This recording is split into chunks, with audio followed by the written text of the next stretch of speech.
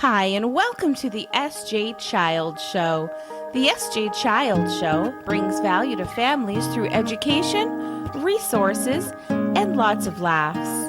You can find us on our social media pages, Facebook, Instagram, YouTube, and all of your favorite podcast platforms. You can also find our special children's books at sjchilds.org. This month is April Autism Action Month. All of our guests in April will be autism warriors, and we are celebrating them and bringing this to the forefront. Enjoy the show.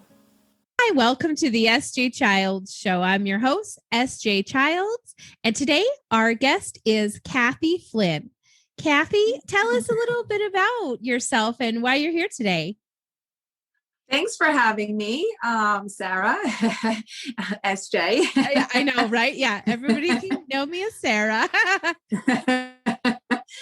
It's great to meet you. Thanks for having me on the show.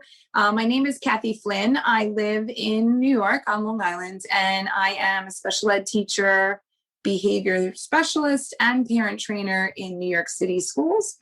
And I currently have, I'm taking my expertise. I work with children with autism. I've been working with children with autism and their families for the last 13 years. And I'm now taking my expertise online and creating parent courses, parent training online courses for parents of children with autism and therapists and speech therapists, physical therapists, occupational therapists, and special ed teachers who need that extra support in the classroom. So today I'm talking about my newest course that I just launched, which is called the Potty Training Success Autism Edition. I love that. It's created. So important for families. And all of these, online, like we were just talking about, it's so important that we integrate all of our new programs online for families to get a hold of, especially in this time when more of us are at home now. So yeah, tell us about the potty training program. I mean, that is so important for families, especially with, kids with autism, because it's so hard to know when do we start, what kind of programs do we follow? And I just love that you're providing these for families. So yeah, tell us more about that. Yeah, so this program actually came to be because I'm in the process of creating programs. I really wanted to make sure I had something that parents need. And I'm always in the Facebook groups with a lot of different autism Facebook groups. And so many parents this is probably one of the number one questions out there. I need help with potty training. Who's been successful? I need tips and strategies. I'm, not doing well, or they're not sure, when to train their child, like you said. And they're, they don't know the different strategies that need to be in place, and it's taking way too long to train their child. So, that's kind of where the course was born, and it is a 6-lesson pre-recorded course. So there are all pre-recorded video lessons. And in the course, we talk about, in lesson 1, we talk about readiness. So you're going to see some of the different signs of readiness that your child may be showing you. And I talk about age in that lesson, because it's really important that if your child is over a certain age, like the best time to train really is between the ages of 3 and 5. And because that's for neurotypical children as well as neurodiverse children, that's the age where, around 3 to 4 is when your body can start to hold your bladder and your bowels. And so physically you're ready at that age, whether you're on the spectrum or not. So it's really important to, be training around that age, even if your child has autism.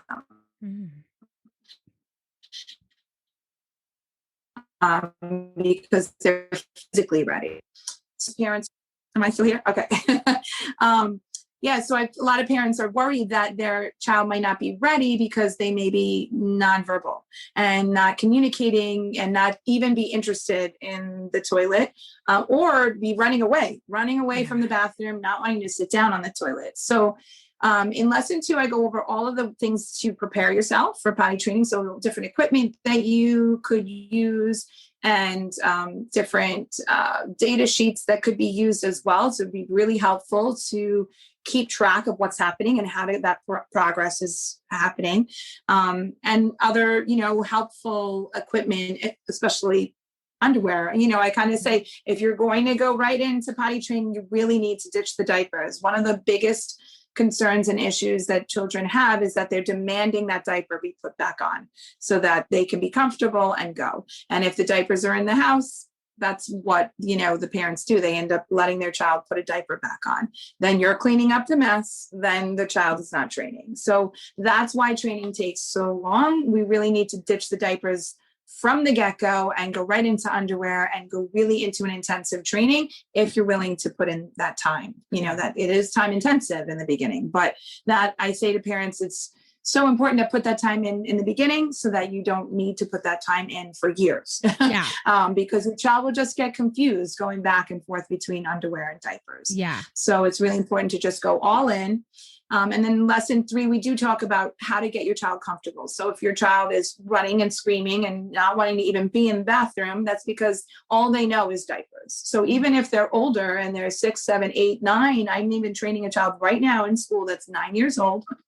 I trained a child that was 10 years old a couple years back, and he was still in pull-ups. And I said, this child cannot go to middle school still in diapers. We have to train this child. And so, it's so important to train them younger because they become way more resistant when they're older. And diapers, wearing a diaper is a learned behavior. If you wait too long, your child will become way more resistant, and it'll be much more challenging to train when your child is older. It's not impossible, but it is a lot more challenging. So I always say to parents, don't wait. Your child can train even if he or she never even initiates the bathroom. If he or she never asks to go, he or she still can be trained. We actually have a nonverbal child in our class right now. She has never had an accident, but she's able to hold it until we take her. Wow. So we just have scheduled trips to the bathroom and she's able to hold it. And yes, we're still working on her actually requesting the bathroom, but she has not done that yet on her own, but yet her body can still hold it until we take her. So that is still totally doable. She's not, one of a kind. That is something that can happen very easily for other children. So I always say to parents, don't wait, because it'll just be that much harder if they're older. And then you say, oh gosh, he's 7 already, or he's 8, or he's 9 already. I have to train. Like, this is getting crazy. Yeah, definitely. So then in lesson 4, we talk about the step-by-step protocol. Yeah, all of the steps to potty training. So I go through every single step and what to do with a timer, how to take time trips to the bathroom, how to slowly increase that time as your child is doing well.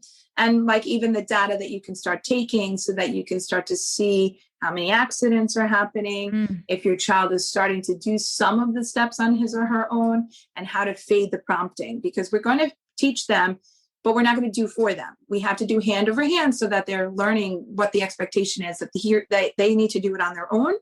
And then we have to fade that prompting so that they become independent, because obviously the ultimate goal is to remove ourselves from the bathroom, right? Yes. To not have to be there doing all the steps for our child. So super important to know all of the steps. And then in lesson 5, I go over accidents, what to do when accidents happen, which is really important, because if you're not treating the accident the right way, you will have a lot more of them.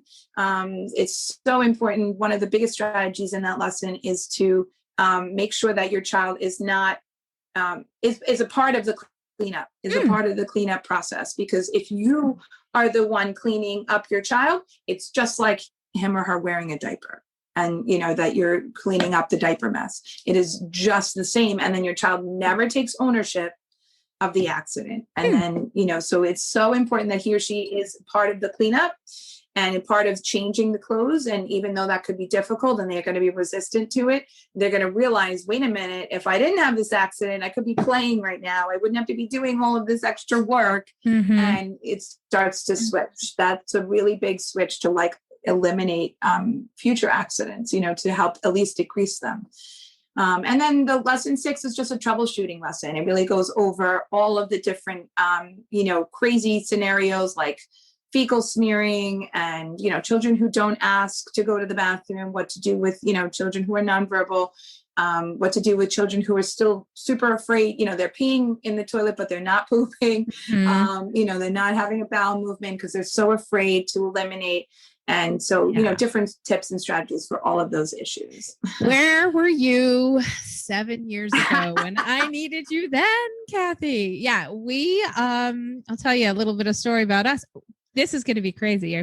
I want your opinion on this too, because when my son was an infant, when I got pregnant at 33, so I was already an older mom. And so when I had my son, I started the Your Baby Can Read program at 1 month old. Oh, wow. Okay. He was reading by one.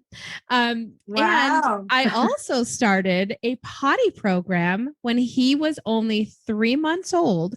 I would hold him when there were it was like, watch your child's, their movements and kind of, track their behavior so that you can start to see when they need to go to the bathroom. And I did that. Wow. And so I would see his little oh, I'm going to go, or whatever his little, facial expressions were. And I'd take him in, put him over the toilet. He'd go to the bathroom. So at 3 months old, he was already going to the toilet. Not obviously was having to hold him, but I could see the signs in his body. Well, my pediatrician freaked out and said, stop it. That is ridiculous. Absolutely ridiculous. Well, Kathi, I'll tell you what, I never should have stopped. I should have kept doing exactly what I thought was right, because it took me until he was 7 to get him out of the pull-ups. He is now 11 and he's just now standing to go pee, which is great because I don't care whether he sits or stands, but that's wonderful that now he feels comfortable enough to do that. I'm so proud of all the progress he's made. But that 3 months old to 7 years old, believe me, did I want to call that lady and say, don't ever tell somebody that's doing a wonderful job at something not to do it, because man, I had something there. I had it in the bag. Yeah, really. Yeah, that's interesting. I've actually heard of that, to train your baby super, super young. I knew that was in my head. I have 2 typical children at home, and they're older now. They're 11 and 13. But when I was training them, I tried to start around 2.5, around the normal time. And my son was he was doing pretty well, but he was in a 3-year-old program, and he had some regression because of the crazy fast flush toilets. He was oh! And so there was a little regression there. And so it took him a little bit longer to learn, but, there's always little setbacks, but around 3, he was trained, around that, just right around that time when he just turned 3. And my daughter, I think, was about the same. So, I think, it's a little crazy to put a baby over a toilet, I think, but if it works, it works. I think it's just important not to wait past 4, 5, years old for sure. Because, pediatricians say that's around the time that they start to be able to control it, be able to hold it longer. Between 3 and 4 years old is a good age for whether your child has special needs or not. Now, I do say that if your child has medical issues that prevents him or her from even feeling when they're going, then that's going to be a lot more difficult. That child may not be able to train and may not be able to get the benefits of this course because there are other underlying medical conditions there that would prevent that from happening. So that's important to know if there are medical issues, with any child with special needs. Absolutely. But if not, then, I say go for it. Go train as early as you can. Some children may be around the age of 1 or 2, especially if they're on the spectrum or, with other special needs, cognitively may not be ready, at that time. Mm-hmm. So, it's good. That's why I always say pretty much the ballpark mark is between 3 and 4. But if your child is over 5, don't wait any longer. Get them going. Yeah. And I, won't make this about my story, but we definitely, at 5 kind of came to heads with the school psychologist that said, take the pull-up, throw it away, get rid of it. Well, after 30 days of me being the CSI cleaner of the house that went around with my gloves and my spray and my goggles and everything else, he would take his diaper off and just go in every single room. He was like, okay, yeah, I'll go. I'll just take it off and go on this carpet or this floor or whatever. So after 30 days of that, I told her, unless you want to come to my house and do this for the next whatever time, he's going back into pull-ups. Sorry. Yeah. So I tried my best. And that's a great tip for families to know. Don't give up. But if you have to give your child more time, give them more time. You know, I always like to joke with my husband, like, he has his whole life to pee in the toilet. You know, he's got his whole life to eat a peanut butter sandwich. If he just wants peanut butter now, he can have bread later. Like, it's not detrimental. It's not hurting him. Right. So, yeah, I think. Right. I mean, it is good. I mean, it's always patience, and you have to be patient with yourself. You have to be ready to put in the time. And if you're not ready, you know, if there's I would say this too, this is in the program as well. If there are big things going on at home, you know, if there's a new baby coming, if there's a new job, if there are, you know, is there a move coming or around that time, any of those things are bad times. You know, if there's big transitions already going on, that's a bad time to train. So if you can't put in the time commitment, then that's, you know, not on your kid, that's on you. So you have to make sure that you're able to put in that time intensive on a timer goes off, you know, and in the beginning, you know, it's a good week or two of that. But if most parents maybe can't put in that time, and so that's why it does end up taking a lot longer, and they'll end up using diapers and underwear, and then it becomes very confusing. And then when the child says, wait, this is more comfortable, you're going to just change me. So I want the diaper back. And then the diaper becomes that safety net, you know, that blanket, you know. And so we even had that with the 10-year-old that we trained at school. He was afraid of the stall. He would not go into the bathroom. We had to bring in an iPad to get him to be comfortable in the bathroom, because he loved watching different YouTube shows. And so that was one of the biggest ways to get him comfortable. And that's, you know, different. That's one of our strategies in lesson 3 is, you know, oh, well, no, I'm not asking you to force your child to sit down on the toilet and start training. You have to go through that step. You have to get them as comfortable as possible and as motivated as possible. Yeah, you went into the bathroom. Here's an M&M. You know, we stood there for a minute or even a second. You start to build up that time. You know, whatever it is, you build it up. That's called shaping. We shape behavior all the time with our kiddos with autism. So, you know, you want to get to that end goal, you can chunk, you know, the amount of times. Okay, so today we stood in the bathroom for a minute. Tomorrow we'll try 2 minutes. You know, we sat on the toilet with the seat down and with our pants up. That's okay. We're just sitting right now just to get comfortable. I'm going to let you hold your favorite thing or watch your favorite show, and you're going to get distracted and you're not even going to realize you're even sitting on the toilet. Yeah. And that's, you know, that's the best ways to get you know, your child as comfortable as possible. So it is doable. It is doable. I think that's look, I'm giving away all my secrets. I know, right? Don't give away the course. And, you know, like I was saying earlier, I told you that, you know, it's priced so wonderfully for families. $29.95. Is that what it was that I saw was 27. On there? Yeah, 27. See, even better. Just amazing. What an amazing, because you know, when I come up to programs that I see that are hundreds of dollars for families, it discourages me because I don't have hundreds of dollars to spend, even though my child is worth it by every means, you know, but we have to just budget as families. And so I love that you're making this affordable, like absolutely affordable for families. It's beautiful. So tell us the name of the program and the website where we can find it. So, it's kind of a little bit of a tricky link. I'll make sure all the links are in there so that people can just go down to the description and find it. Okay. Yeah. It's Thriving with Autism at my Kajabi, which is, you know, my platform where I have all my courses. But then there's a little sales page number link, but the course is called, Potty Training Success Autism Edition. My platform is Thriving with Autism, and you know, we'll have the link to the sales page so people can check it out. I definitely wanted to have it priced correctly so that it was an affordable. You know, yes, I need that and I can afford that and I want it. So, you know, I don't want to be charging so much money where people can't come into that price point. You know, it's really like an entry level course. It's a mini course. It's, you know, perfect amount of lessons where you can kind of digest it in a day even. It's only total 103 minutes. And so lots of great strategies from my expertise of doing this for years. I love that. And also I've been in Facebook groups for the last 6 months, looking at all of the different posts and really tracking what worked for different families, just to make sure if there was something that I, wasn't aware of, that I would definitely add that to the course, because I want to make sure all strategies that have helped parents, are in there. So it's really a compilation of my expertise as well as what's worked for other parents. But most times when parents say, this is what worked, those are all strategies that we've already been trained with in school. We actually had, I mean,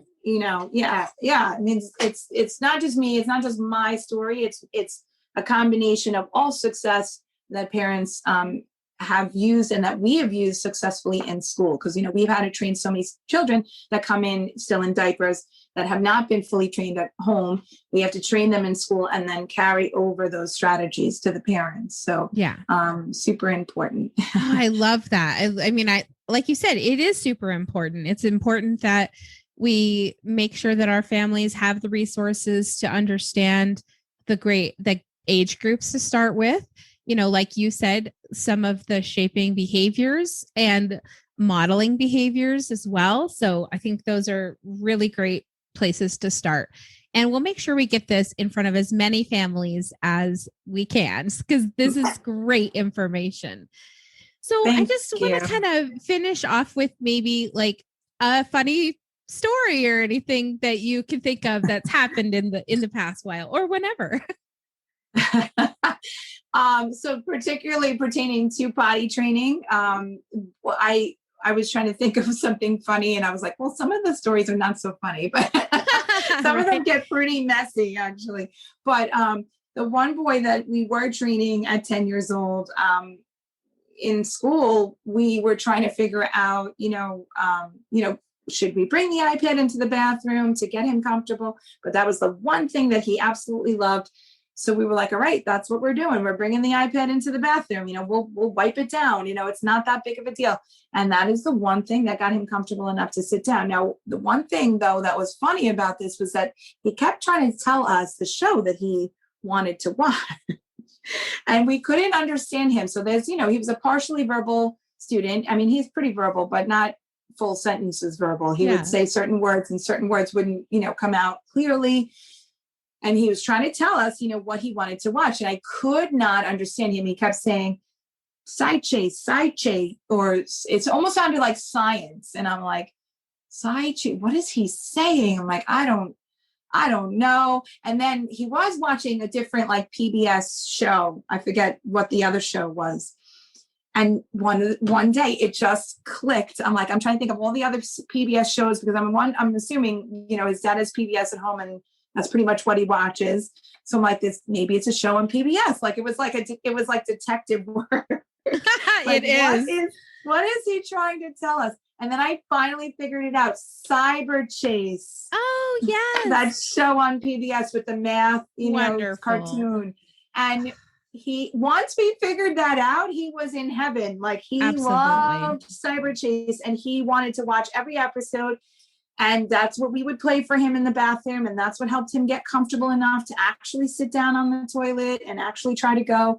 So that was, something I was trying to think of, that when the day I figured out that it was Cyber Chase that he was trying to say, I was like, holy cow, that's what it is that he's been trying to tell us. Isn't that funny? I've literally called myself the puzzle master for years, because my son speaks in riddles and we literally have to decipher his riddles.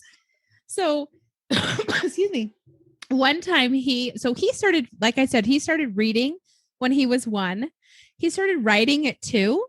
But he was nonverbal until almost 4. So from 2 to 4, we kind of wrote back and forth to one another.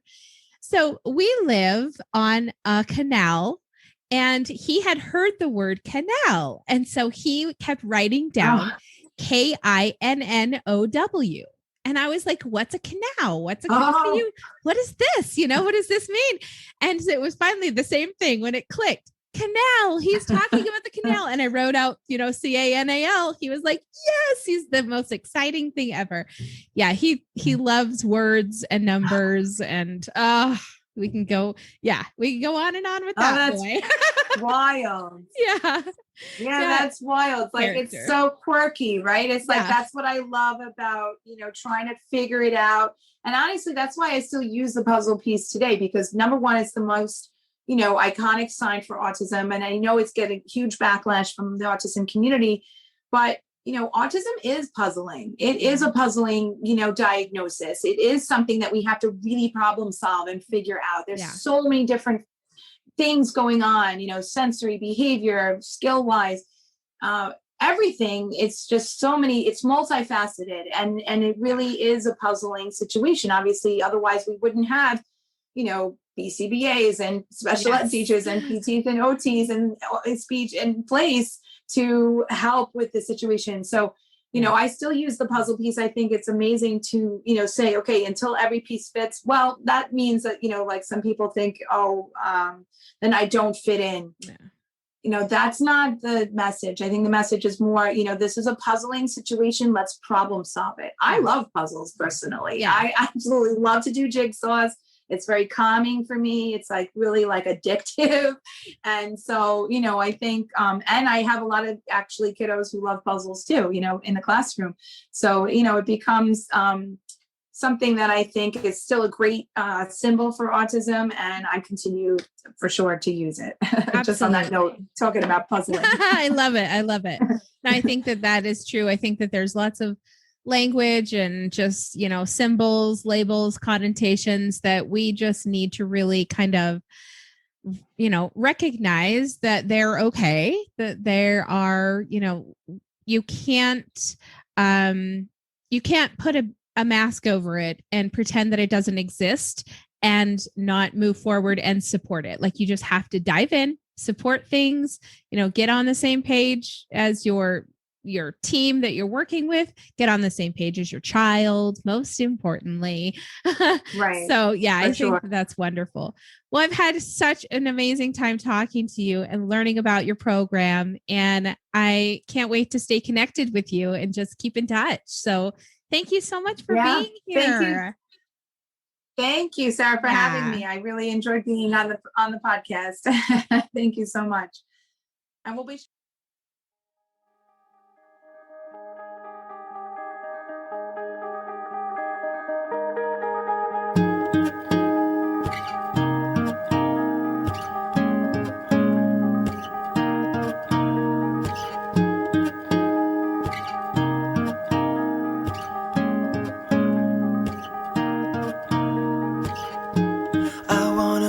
kind of guy that keeps you warm at night when you are cold.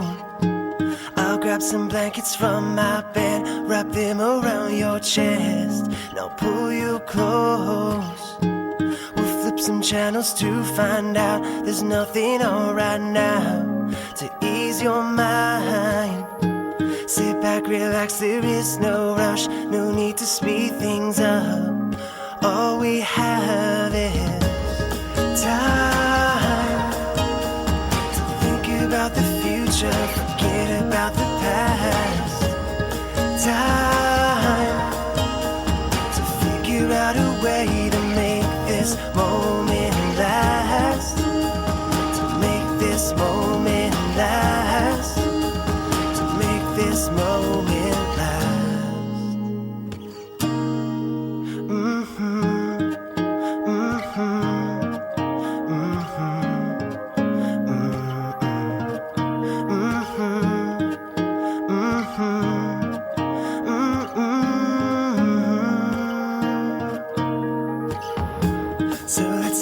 The kind of love that we've been dreaming of when we sleep at night. We'll get a little house to live in, have a couple kids, and we'll sleep tight. 'Cause baby, all we really need are just a couple things to stay alive, and everything else in between. Just trust my heart, you'll see. We're slowly coming. Time future, forget about the past. Time to figure out a way to make this moment last. To make this moment last. To make this moment last.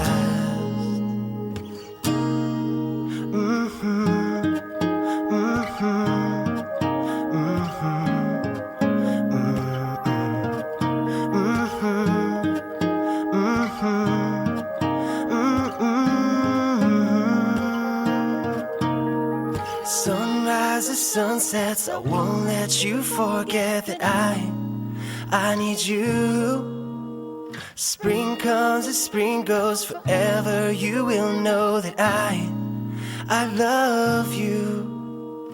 Sunrises, sunsets, I won't let you forget that I need you.